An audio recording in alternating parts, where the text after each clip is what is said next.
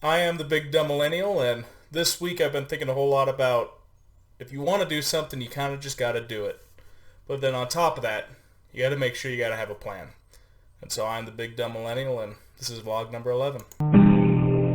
Once upon a time, there was a dumb millennial. All we wanted to do was learn some stuff so we could grow. You've got a passion. Wonderful. You want to monetize it. Cool beans, Needle Capito, awesome. The biggest piece of advice that this Big Dumb Millennial can give you is you kind of just got to jump into it. It's the same things with this YouTube video. I don't have any idea still what I'm doing, but I promise you my videos are 16 times better than they were 3 months ago. And the things that I've learned, all of the different things that I've learned, has blown my mind. And it's given me so many different paths of thoughts for possible different ways that I could try to monetize this, or things that I could just learn for funsies in general. You know, it's the same thing with the stock markets. Awesome. Learned about the stock markets. Made a lot of stupid mistakes, but I jumped right on into them, learned those mistakes, and I've got a better understanding of the stock markets now than I did 6 months ago. Shouldn't have done it the way that I did, but, you know, I'm happy with the lessons that I've learned, and I wouldn't be here at the YouTube station that I am right now if it wasn't for me jumping into the stocks. I mean, all of those things mix together. And so you're wanting to make change in your life. You're wanting to create stock market 3D printed doodads. I don't know. Great. Wonderful. How much does it cost? What are your ideas? Are there any other markets for it? What do you think your possible profits are going to be? You got to jump right on into it, and you got to start learning about it. You want to start drop shipping? Cool. What are you going to pull off of Alibaba? Who's your target market going to be? How much are the costs going to be? How much does it cost to set up a website? You just got to kind of jump right on into it, and that's one of the biggest problems that I see with a lot of the people that I work with and a lot of the people around me is that they are so scared. They're so scared to look stupid, and they're so scared to fail, and it causes them not to want to jump into new stuff. And that's what you got to change your mindset on. You're going to fail. You're going to look stupid. I look stupid almost every day, probably every day.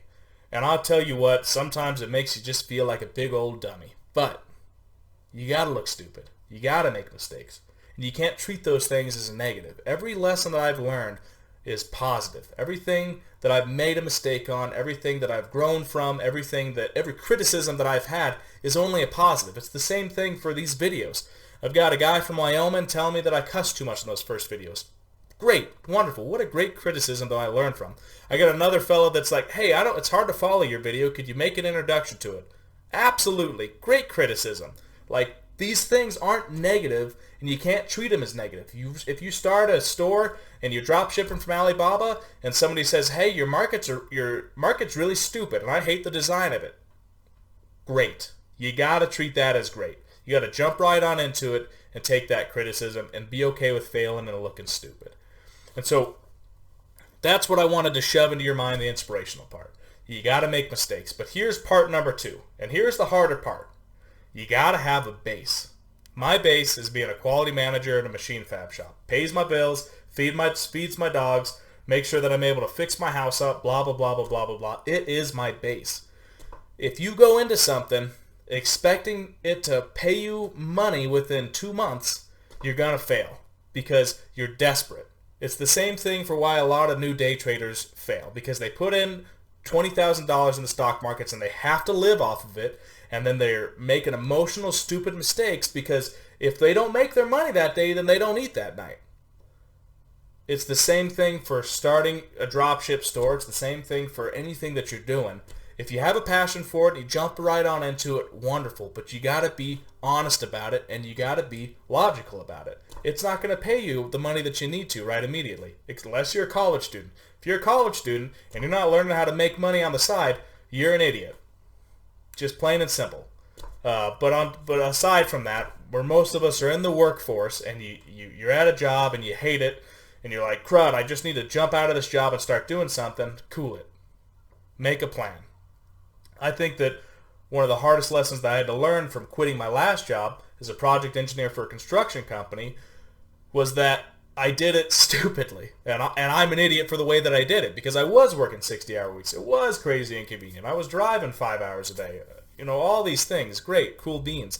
But instead of being like, okay, I need to find a different job that makes it so that I'll work 40 hours a week, close to home, and it pays all my bills. Instead of thinking that, I was like, I'm just going to quit my job and make money off of the stock markets. That's super easy.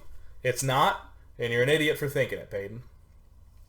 And so those are the two pieces that you need. And you just really got to understand them. Awesome. You got a passion. Go monetize it. Just do it. Get out there. Figure it out. But keep your base. Keep your job. Or find a job that'll make it so that you can feed into your passion. Your base doesn't necessarily need to be something that's super boring. If your passion is photography, you can make it so that your base is being a computer designer for, I don't know, a firm. For something like that. You can feed it into that. There's 100 different variables that you can look into. But you got to have your base. You got to have your $40,000 a year. And so that's my advice right now. And that's kind of what I've been thinking a lot about this week, and a lot of the things that I've started understanding about how I look at things differently. And all the mistakes that I've made, that's what I've come up with.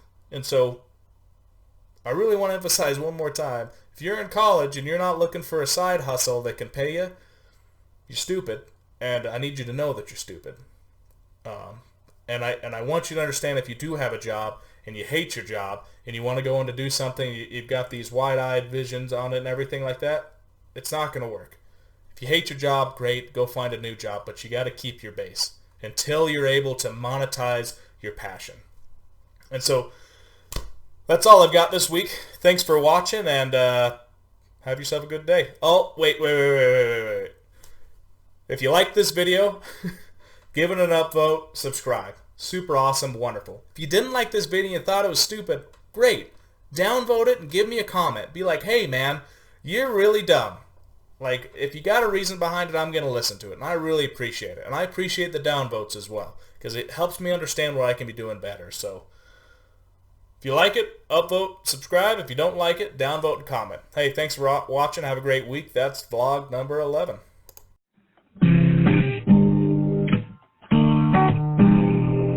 Once upon a time, there was a dumb millennial.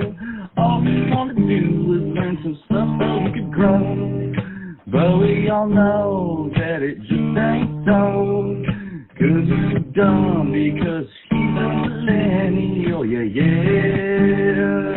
Dumb millennial. Oh yeah, he's a dumb millennial. Yeah.